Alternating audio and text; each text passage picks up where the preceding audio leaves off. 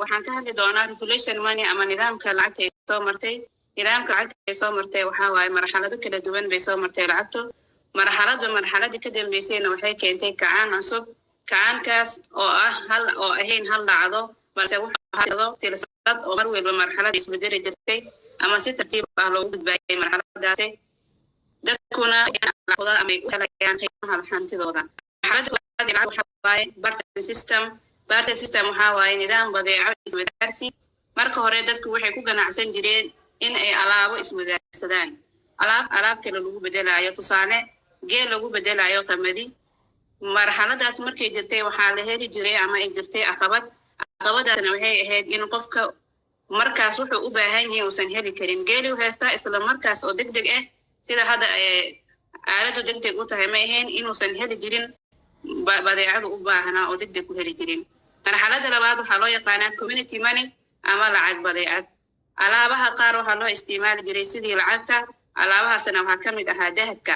waxay ahayd lacag qiimo badan oo qof walba aqoonsan karo ayay ahayd. marxaladaas markaas jirtay dahabka waxaa loo isticmaali jiray qaab lacag ahaan. marxaladda saddexaad waxaa loo yaqaanaa metal money.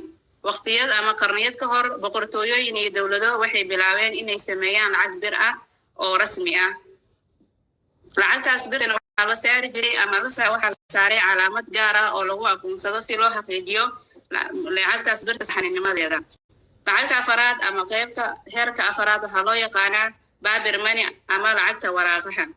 waxaa soo baxay lacag warqad ah oo ay dowlado ay damiin ka yihiin oo la aqoonsan yahay. waxaana si fudud oo lacagtaasna waxay ahayd lacag si fudud loo qaadi karo loona bedelan karo. way ka duwaneed marxaladihii hore oo soo sheegnay.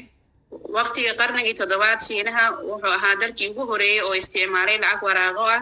qarnigii 7aad Yurubna waxay bilaabeen inay isticmaalaan lacag waraaqo ah qarnigii 17aad. lacagta waxaa taageeri jiray dahabka iyo keydka bangiyada. marka laga soo gudbo waxaa la soo gaaray marxalad loo yaqaano lacagta bangiyada bank money, taas oo ah qarnigii 20aad ilaa iyo hadda la isticmaalo. waxaana la isticmaali jiray credit iyo debit iyo bank transfer. lacagtaas faa'iidadeedu waxay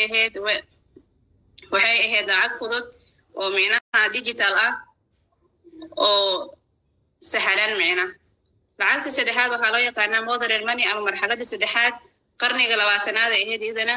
lacagta casriga ah waxaa ka mid ah oo la isticmaali jiray lacagta waraaqadaha iyo lacagta birta iyo lacagta elektrooniga. qarnigii 20aad dalalka badankooda waxay bilaabeen nidaamka lacagta dahabka oo loo yaqaano gold standard. waxayna isticmaaleen lacag la xukumo oo loo yaqaano fiat money taasoo ku xirnayn alaab ama lacag kaleeto.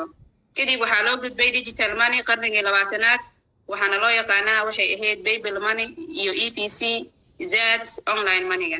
lacagahaasna waxay fududeeyeen ganacsiyada online-ka iyo wareejinta lacagta daqiiqad gudahooda oo lagu isticmaali jiray. ilaa lacagta digitalka waxaa ka mid ah ilaa hadda marxaladda la isticmaalo oo qarnigii cryptocurrency oo kiribtii ugu horey la soo saaray ahayd Bitcoin 2009 ilaa hadda Ethereum iyo Solana. faa'iidadeedana waxay ahayd lacagahaas ma lahan bangi dhexe oo dhexaadiya. waxayna ku shaqaysaa blockchain oo technology ah waana centralized. lacagta maanta ma ahan lacag ku jirta jeebkaaga kaliya. lacagtu waxaa waaye wax ku jira waladkaaga iyo kiribtahaaga.